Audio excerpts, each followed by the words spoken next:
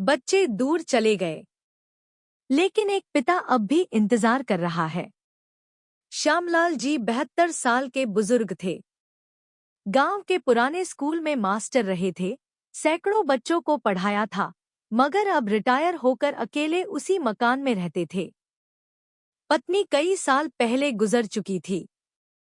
2 बेटे और एक बेटी थे। तीनों शहर में रहते थे, सब अपने अपने परिवार और काम में व्यस्त।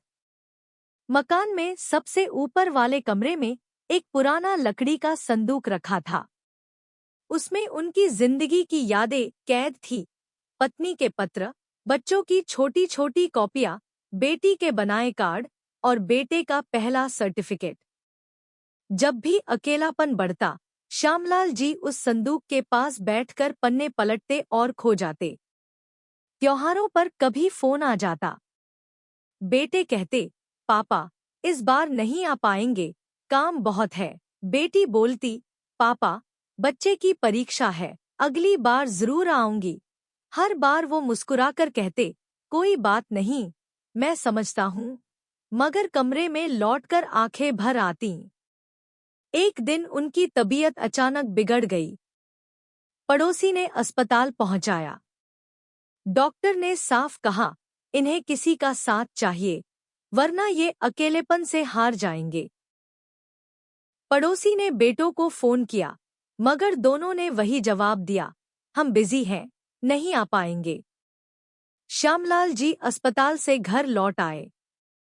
उन्होंने संदूक खोला और धीरे धीरे सब यादें एक एक करके बाहर निकाली।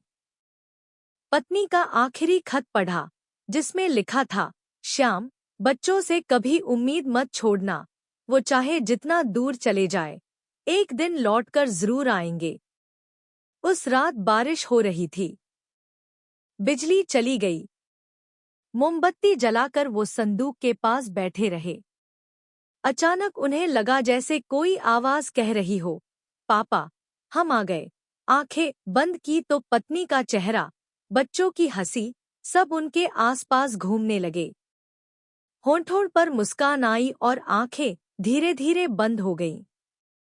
सुबह जब पड़ोसी ने दरवाजा खोला तो देखा, श्यामलाल जी संदूक के पास बैठे बैठे दुनिया छोड़ चुके थे। गोद में वही पुराना खत रखा था और आंखों में सुकून। सीख, बच्चों के लिए माता पिता हमेशा इंतजार करते रहते हैं। उनके पास दौलत या चीजों की जरूरत नहीं होती, उन्हें सिर्फ इतना चाहिए कि कोई पूछ ले, पापा आप कैसे हैं।